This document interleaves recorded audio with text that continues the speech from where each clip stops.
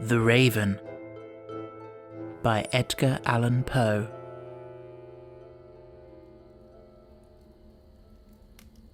Once, upon a midnight dreary, while I pondered, weak and weary, over many a quaint and curious volume of forgotten lore, while I nodded, nearly napping, suddenly there came a tapping, as of someone gently rapping at my chamber door.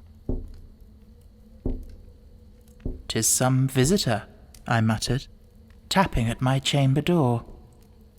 Only this, and nothing more."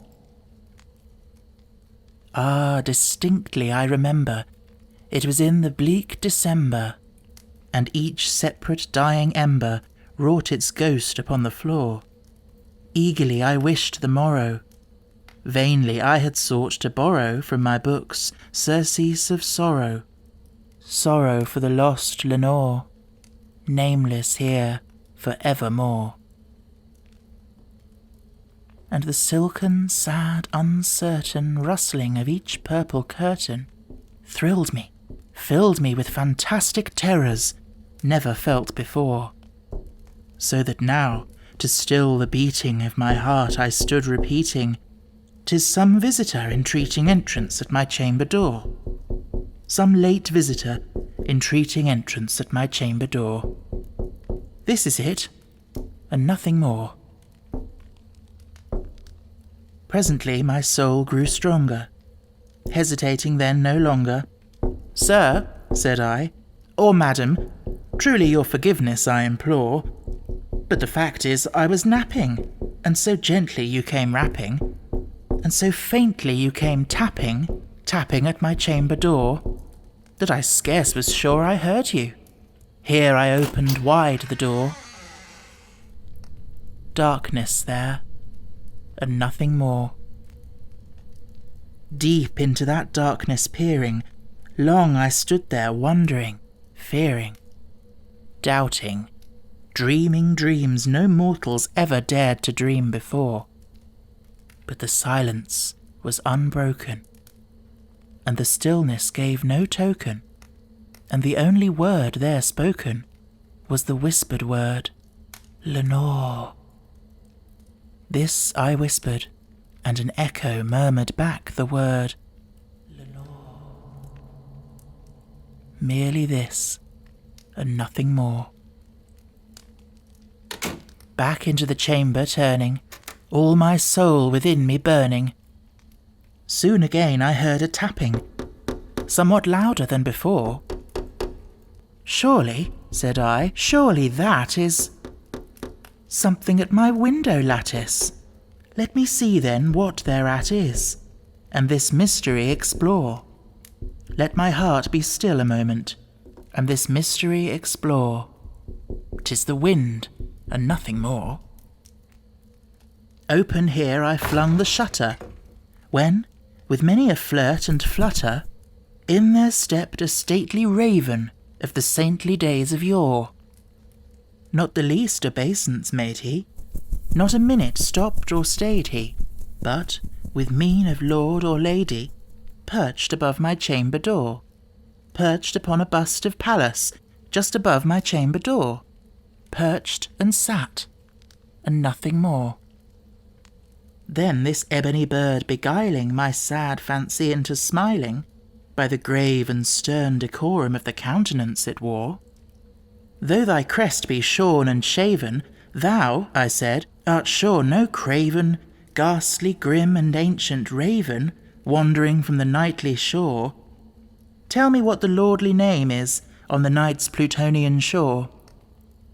Quoth the raven, "Nevermore." Much I marvelled this ungainly fowl to hear discourse so plainly, though its answer little meaning, little relevancy bore. For we cannot help agreeing that no living human being ever yet was blessed with seeing bird above his chamber door, bird or beast upon the sculptured bust above his chamber door, with such name as Nevermore. But the raven, sitting lonely, on that placid bust spoke only that one word, as if his soul in that one word he did outpour. Nothing further then he uttered, not a feather then he fluttered, till I scarcely more than muttered, "Other friends have flown before. On the morrow he will leave me, as my hopes have flown before." Then the bird said, "Nevermore." Startled at the stillness broken by reply so aptly spoken, "Doubtless," said I, "what it utters is its only stock and store, caught from some unhappy master, whom unmerciful disaster followed fast and followed faster, till his songs one burden bore, till the dirges of his hope that melancholy burden bore, of never, nevermore." But the raven, still beguiling all my fancy into smiling, straight I wheeled a cushioned seat in front of bird and bust and door. Then upon the velvet sinking, I betook myself to linking fancy unto fancy, thinking what this ominous bird of yore, what this grim, ungainly, ghastly, gaunt and ominous bird of yore meant in croaking "Nevermore." This I sat engaged in guessing, but no syllable expressing to the fowl whose fiery eyes now burned into my bosom's core.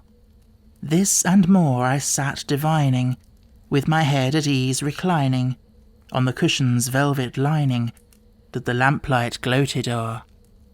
But whose velvet violet lining with the lamplight gloating o'er she shall press, nevermore.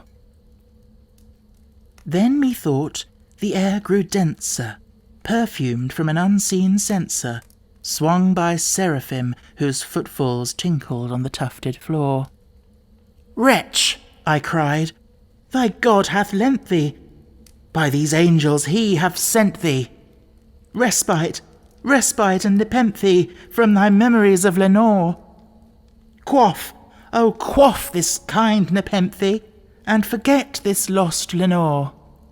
Quoth the raven, "Nevermore."